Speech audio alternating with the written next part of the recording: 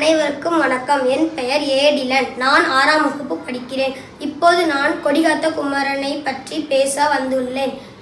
பட்டோலி வீசும் கொடி பாட்டாளி மக்களின் கொடி வீழ்ந்திடும் என பரங்கியர் மனப்பால் குடிக்க நெஞ்சிலே மிதித்த போதும் தாய்மண்ணில் உடல் தடம்பதிக்க தோளில் தாங்கிய அதை விடாமல் காத்திட்ட வீரனவன் உடலை தாய்மண்ணுக்கு உரமாக்கி விடுதலை போராட்டத்திற்கு ஊட்டம் கொடுத்த உத்தமன்.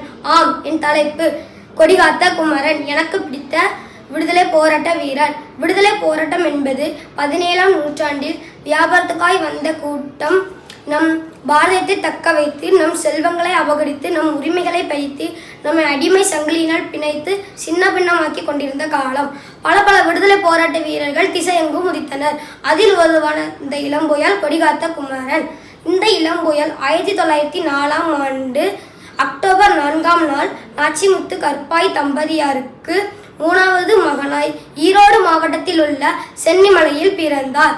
இவரது இயற்பெயர் குமாரசாமி. ஆனால் இந்த இயற்பெயர் நண்பர்களின் அழைப்பால் மருவி குமரன் ஆனது. குடும்ப சூழலினால் திருப்பூர் வந்து குமாஸ்தாவாக பணியாற்றிய காலம்.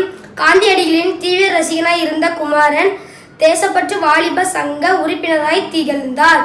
காந்தியின் அழைப்பால் 1932ஆம் ஆண்டு ஜனவரி 10ஆம் நாள் திருப்பூர் தேசப்பற்று வாலிப சங்க சார்பில் சட்ட மறுப்பு போராட்டத்திற்கு தயாராகி 9 பேர் கொண்ட குழுவில் முதல் ஆளை முன் செல்ல காவலர்களின் கண்மூடித்தனமான தாக்குதல் இவர் தலையில் விழ வலித்தாங்காமல் கீழே விழுந்த குமரன் தன் கையில் இருந்த தேசிய கொடியை மட்டும் கீழே விழாமல் தாங்கி பிடித்து மயங்கிய இவரை மருத்துவமனையில் சேர்த்து சிகிச்சை பலனின்றி ஜனவரி 11ஆம் நாள் இம்மண்ணில் விதையானார் நம் கொடிகாத்த குமரன். இதனால் தமிழக அரசு இவர் வாழ்ந்த தெருவுக்கு குமரன் சாலை என பெயர் அமைத்து குமரன் நினைவு பூங்கா மற்றும் நினைவு கம்பம் அமைத்தது. இந்திய அரசு இவரது 100வது பிறந்த நாளை முன்னிட்டு குமரன் தபால் தலை வெளியிட்டு சிறப்பித்தது. போராடி பெற்ற சுதந்திரத்தை போற்றி காப்போம். நன்றி. வந்தே மாதரம்.